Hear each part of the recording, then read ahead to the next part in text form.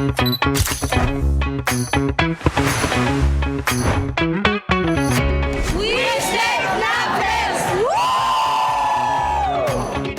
opisyal na pagsisimula ng Wish Day Tour ngayong taon, Davao City ang unang destinasyon ng Wish 1075.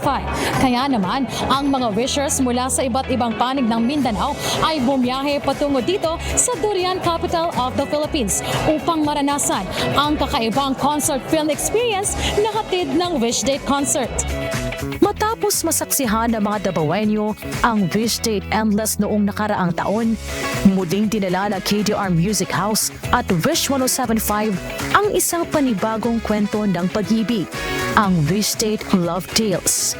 Hindi pa man nagsisimula ang concert film, ramdam na ang pananabik ng mga Davaoenyo wishers sa magiging takbo ng istorya. Super excited na makarating po dito sa SMX Lanang.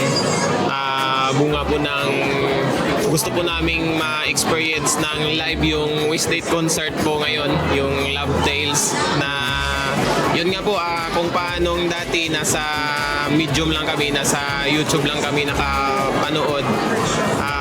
Ngayon po, super excited na ma-experience namin yung live na po. Kami po, syempre sobrang excited po talaga namin, lalo na po malayo pa po yung pinanggalingan namin from South Cotabato, from to Region 11 po. Like, sobrang nakaka-overwhelm po, lalo na po inaabangan po namin ang music band po na over October.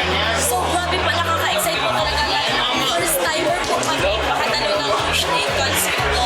As to our experience, we were really excited, and of course, we never had slept. We did not sleep because we traveled early around 3 a.m. and it was so funny that our first stop is something that's really adventurous. You know, the road is also adventurous as well.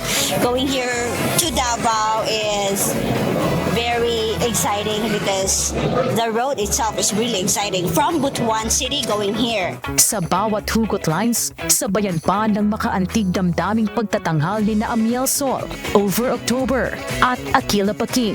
Marami ang kinilig, tumawa at napahiyaw sa bawat tagpo ng kwento. Yung eksena na parang nag-confess si Lyndon kang Bianca po. Tapos yun nakipag-break siya. Parang it's unique kasi kapag nagko-confess ka kasi means it's a new beginning. Pero yung ginawa ni Lyndon is to close something. For me po, it's nice na ay like story tapos after story po kay Flayos na music. Same pattern sila sa music, like pag sad yung scene, sad din yung music, like ma-feel din mo siya if on set siya na scene po. Tol po ng Wish Date Love Tale po ang tumatak po talaga sa akin na parang aral po na nakuha ko is yung sinabi nila na great love if absent is parang doesn't exist, parang ngayon po.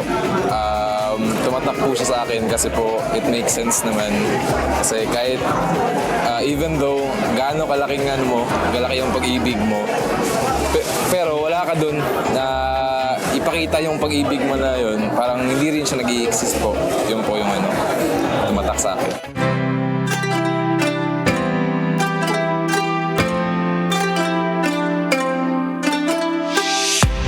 Sa unang pagkakataong makapunta at makapag-perform ng live sa Davao City, ramdam ng mga OPM artist ang mainit na pagtanggap ng mga wishers sa kanila at sa musikang dala nila.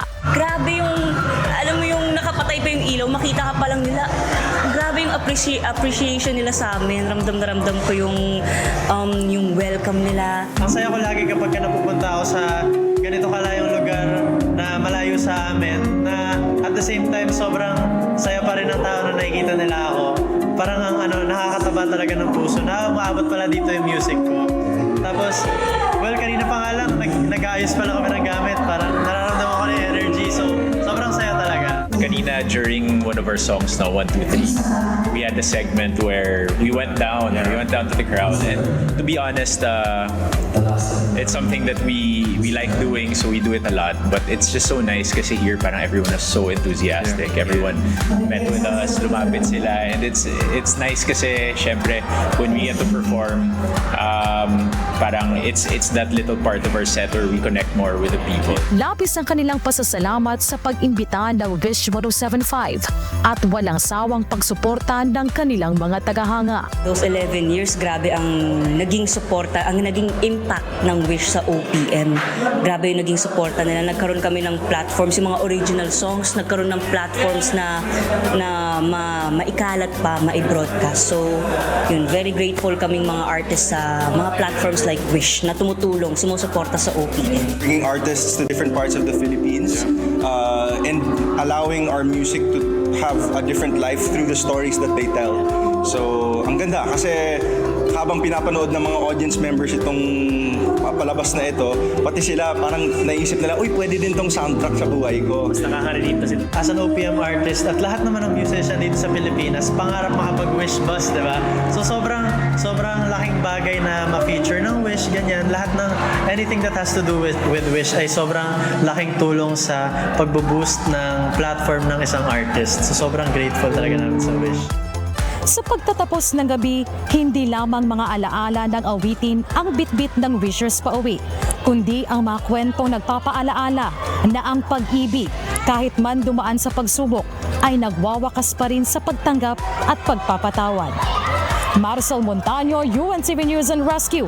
Diyos ang aming sandigan, serbisyo publiko ang aming pinahahalagahan.